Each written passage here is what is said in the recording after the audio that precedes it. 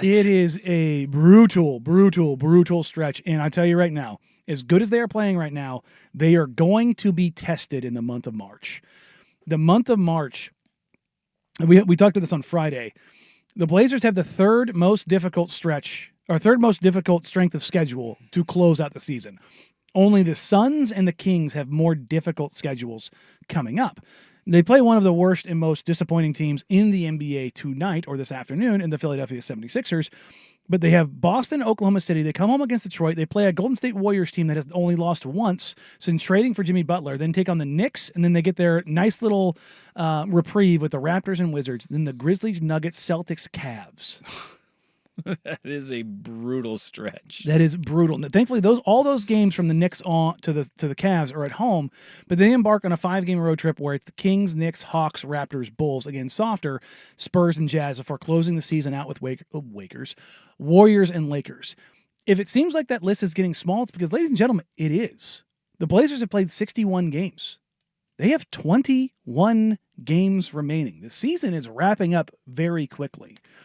And I think what you saw last night, or yesterday afternoon, I should say, against the Cleveland Cavaliers, is exactly what you want to see from this Trailblazers team. And not just they played really well, but they lost. They played good enough to beat anybody in the league last night or yesterday afternoon. And that is what you like. I know everybody's like, well, Cooper Flag, look, I'm in that boat. I came into the season dreaming of what adding Cooper Flag could be to this roster. Cooper Flag is a player.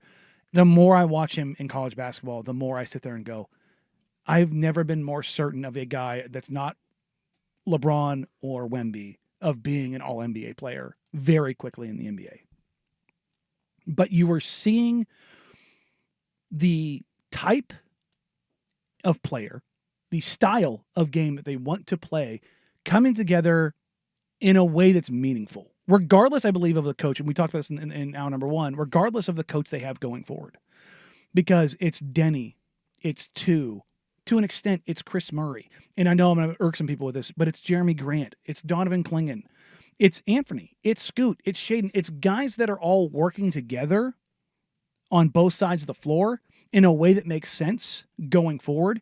And yes, it's going to be very difficult to add that next tier player.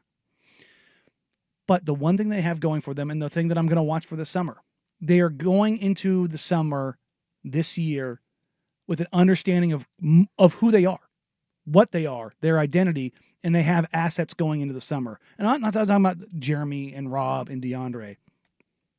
If you are not certain about Shaden or Scoot, there are teams in the NBA that have seen what they have done over the last 2 months, and their stock starts to rise. Teams still like Anthony Simons. They have their draft picks. They have additional capital. And they could maybe make a move very similar to Denny, but different and bigger. Yeah, the big problem with all of that, though, is that Portland fans have heard that before. And it's like, there will never be, like, that conversation is so overplayed for Portland Trailblazers fans, they don't want to hear it. Nope. Like, they don't want to hear it at all because it's like, cool, we've seen this before. We've talked about assets Results before. over talk. Movable contracts, all of that stuff. And they've just sat idle, right? Now, the Denny trade is one thing that move, they gave up capital and they had assets. They used a couple of them and it is starting to pay off, right? That was a good move. But the inability for the Portland Trailblazers to make a move that brings that star player to town that gets you to a title has always been that's been the dangling carrot, right? That's been the one that they just have not, they've been chasing it and chasing it and chasing it, and they have not been able to catch it, right? The closest thing that they've gotten to that was, a quarter of a century ago with Scottie Pippen, right? When they traded, like they went out and they trade for Scottie Pippen. And since then, and this has been it. It's like they had the star in Damian Lillard, and they still weren't able to do it. Like that, and until something actually happens, I totally understand the apprehension that any Blazer fan has, because I have it too. They do have assets. They do. You have to be willing to deal them. That's the problem. Cleared the deck. They cleared the deck to make sure they have the assets that they can move, except for that stupid pick that could go to the Bulls because of Neil O'Shea. Lottery protected for 7 years. God, that was the dumbest thing of all time. Having that not turn into second round picks through like 5 years at least was crazy. It was mind-numbingly stupid. Outside of that, but you can get around that with a, wink, wink, nod, nod draft day move where you draft the guy that they want you to draft, then you move, your picks. Sure, you could do that. You could do that. But this team has shown the inability to get those things done. And it hasn't just been, and it's not with Joe Cronin. It was with other general managers too. But there is a pattern, there's a history, and I understand Blazer fans that are like, yeah, I'll believe it when I see it because I'm right there with them. I am there with them most of the way. And I'm not saying this is Joe Cronin is the best GM on the face of the planet. It's not carrying water for the organization. I know transactions under Neil O'Shea that were there that were world-shaking moves that they did not make because of an overvaluing of CJ McCollum. It's period, point blank. That is the truth. There are moves that the Trailblazers have had presented to them over the last 3 years that I am glad that they did not make, that were big moves. They also tried to go get OG Anunoby. They wanted, the Toronto Raptors wanted the pick that was Shaedon Sharpe. Mm-hmm. They wanted Josh Hart. They wanted Nasir Little, and they wanted another first-round pick. I'm glad that they didn't pay that. Yeah. That's too much at that time. The Trailblazers made an offer to go get Mikal Bridges when he was directed to the Brooklyn Nets in the Kevin Durant trade. And as I understand it, they offered up 3 first-round picks. They weren't going to go 4 or 5. That doesn't make any sense for them because that would have been everything that they had. There's been other moves even more recently that were on the table that they did not pursue. And I'm glad that they didn't because it would have left them with nothing and they would have had to continue to build. I am on record as saying I wanted them to build alongside Damian Lillard. But the team that they're building now is reminiscent of the team that Damian Lillard wanted. And I know that to be a fact. No, it is. It is because Toumani Camara and Denny Avdia are 2 guys that those were the pieces that they needed. And it started with Jeremy Grant, getting a big, long wing with offensive ability that could cover multiple positions. And look at what the roster is leaning towards. Shaedon Sharpe's one of the best athletes in the league. Scoot Henderson, while I think a lot of people build him as Russell Westbrook, which we tried to kind of even tamper down early on, is a high-level athlete. Yeah, he's strong, he's bursty, he can get to the rim. Even a guy like Chris Murray, who they took in the first round, was it 23rd pick, a 6'8", big positional versatility, defensive-minded wing. Like you just kind of look. They draft Donovan Clingan. Massive human. I was talking to a buddy of mine who covers the Cavs. He gets to see Donovan in person. He goes, my God, that man is enormous. And he goes, after the game, he goes, he didn't play very well, but you could see like the impact that he can have. And like you can see kind of what they're moving towards. And they have not made a transaction that I thought was the wrong way or overextending. Now, we are getting to that point where you do need to make a move of consequence going forward. Otherwise, you will be heading towards that P word, that purgatory. But this is where I am. It's that, all right, the deck is cleared. This is the offseason to do it. There are no restrictions there that would hold you back from this. And if the deal isn't there, and that's the talking point out of this season. That's their job is to make that deal. 100%. To find that deal and to make that deal. And if it doesn't happen this offseason, then all of this was a waste. Yeah.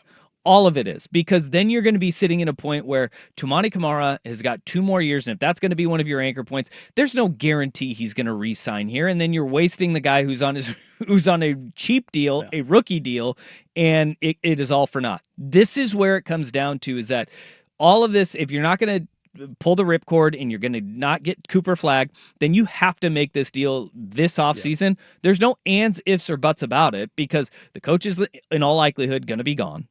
Then you have all of these assets that you cleared the deck. This is it. This is it. And there's no even this past deadline. Like if you're not an in-season trade team, okay. We saw a lot of teams make those deals. It puts even more emphasis on the summer. And that's where it comes back to this front office has got to make those deals happen. And they don't come out of thin air. It takes 2 to tango. We've heard this for years, but they've got to make it happen. Yes. They've got to make it happen. I absolutely agree. Yeah. And I think But that's the thing is like when you look at what you're seeing from this team, if you had questions, I think those questions have been reinforced with what you've seen from particularly Denny and two. Yeah. And then you've got positive outlier or positive signs from Scoot and Shaden. Yes. And you've had, I would say right now, a successful rookie year from Donovan Clingan. Like you've had high water marks where you're like, okay, you've seen what he can be at his peak.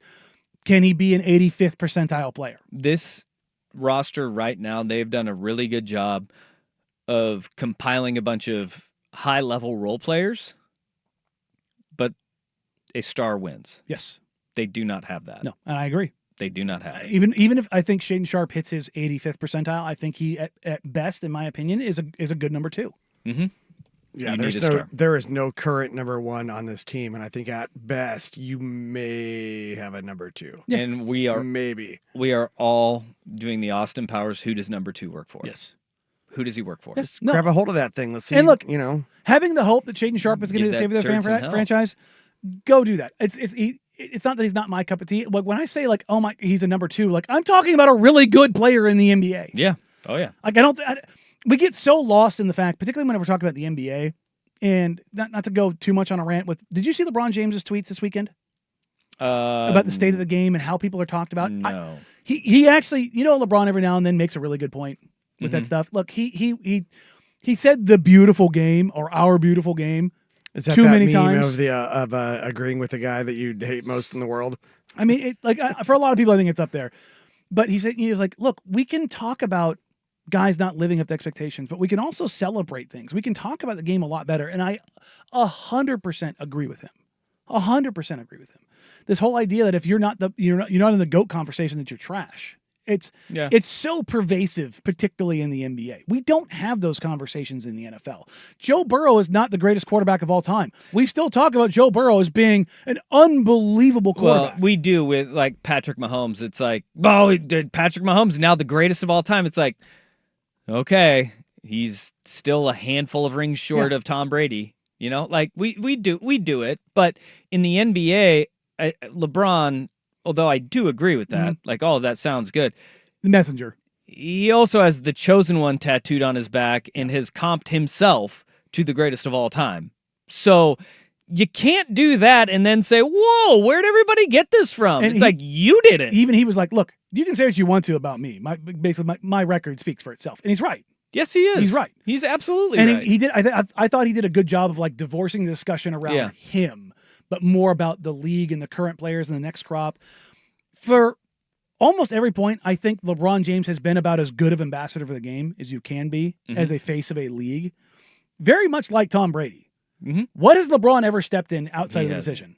He has. To be in the limelight from 15 years old It's to 40 incredible. years old is one of the most insane things in sports history. Just shave your head. There you go. Ah, man, I like the rug. But just shave your head. I like the rug. Just accept it and let it go. It's a decent little rug he's got going there. Just accept it and let it go. The hard part is Who are we talking to here? Look at me from the last time you saw me last week versus now. Just let it go. The hard part with LeBron is that somebody needs to tell him, like, all right, bud, we need to get it a little bit further back now because it's starting to thin out in the back. The fade's got to go a little further back. Yeah.